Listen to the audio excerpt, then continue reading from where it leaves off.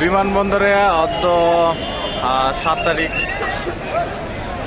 খালেদা জিয়ার বিদেশ যাওয়ার উপলক্ষে এত পরিমাণ ভিড় কি বলবো। আসলে যে পরিমাণ বাহিনীর লোক, এর সাথে বেশি পরিমাণ হচ্ছে অত্যাধিক বাহিনীর লোক, সেনাবাহিনী, বিমান বাহিনী, পুলিশ, আনসার, র্যাব সব কিছু এখানে কর্মরত। পুরা বিমানবন্দর এলাকা লোকে লোকারণ্য।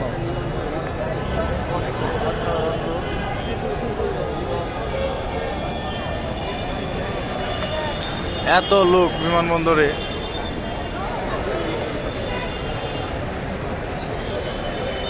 মনে হচ্ছে কোনো মিলন মেলা।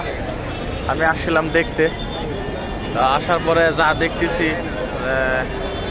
এখানে আসলে দেখবো তো দূরে দাঁড়ায় থাকাটাই আসলে অনেক বিষয়। তো সেনাবাহিনী টহল দিচ্ছে, ভালো প্রচুর সেনাবাহিনী এখানে ক্রাউড ফিল করছে। সব ফোর্সের এঙ্গেজমেন্ট আসলে বলার মতো না, অত্যাধিক বিপুল পরিমাণ নেতাকর্মী।